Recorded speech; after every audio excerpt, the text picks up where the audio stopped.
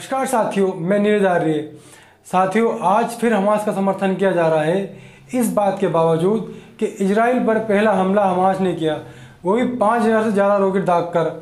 उनकी महिलाओं और बच्चों को भी बंधक बना लिया गया, उन महिलाओं के साथ बलात्कार किया गया, उनकी नग्न अवस्था में परेड कराई गई और उनकी लाशों को नंगा गाड़ियों में घुमाया गया और उन बच्चों के भी हाथ पैर काट दिए गए। और एक गर्भवती महिला के गर्भ से उसके पेट को चीरकर उसके बच्चे को भी बाहर निकालकर फेंक दिया और ऐसे ही मरते हुए छोड़ दिया गया। ये सब देखने के बावजूद भी ये लोग हमास का समर्थन कर रहे हैं, जबकि इजराइल की ओर से ऐसा कोई भी वीडियो जारी नहीं हुआ जहाँ पर वो ऐसी क्रूरता दिखा रहा हो। केवल ऐसी क्रूरता इनकी ओर से दिखाई गई। ये सब देखने के बावजूद भी ये लोग हमास का समर्थन कर रहे हैं।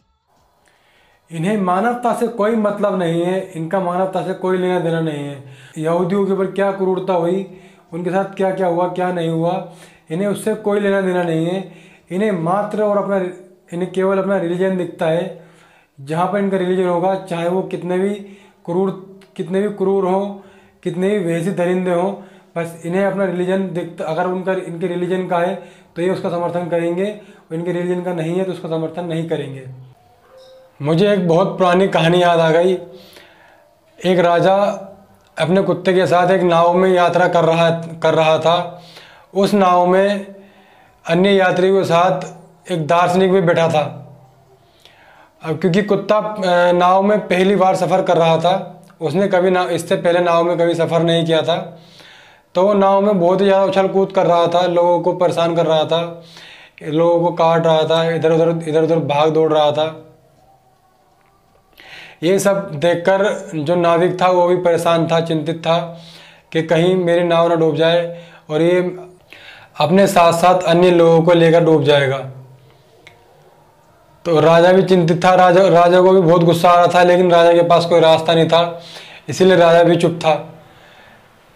ये सब कुछ देखने के बाद दार्शनिक से रहा नहीं गया, तो दार्शनिक राजा के पास जाकर बोलता है कि हे राजन, अगर आप मुझे आज्ञा दें तो मैं इस कुत्ते को भीगी बिल्ली की तरह शांत कर दूंगा। राजा तुरंत अपनी आज्ञा दे देता है। दार्शनिक 2-3 लोगों के साथ मिलकर कुत्ते को पानी में फेंक देता है। जैसे ही कुत्ता पानी में गिरता है, झटपटाने लग जाता है, इधर उधर तैरने की कोशिश करता है, अपने आप को बचाने की कोशिश करता है, नाव की ओर बढ़ता है, लेकिन दार्शनिक उसे अपनी नाव में चढ़ने नहीं देता।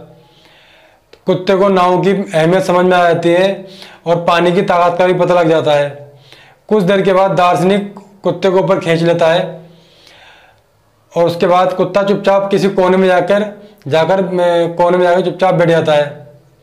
राजा हैरान होता है कि भाई तुमने ये कैसे किया। दार्शनिक बोला, खुद तकलीफ का स्वाद चखे बिना दूसरे की विपत्ति का एहसास नहीं होता। जब मैंने इस कुत्ते को पानी में फेंका तो इसे पानी की ताकत और नाव की उपयोगिता समझ में आ गई। जिन कुत्तों को भारत में डर लगता है, उन कुत्तों को अफगानिस्तान, इराक, ईरान, सीरिया जैसे आतंकवादी देशों में फेंक देना चाहिए। उसके बाद ये भारत में किसी भीगी बिल्ली की तरह किसी कोने में पड़े रहेंगे।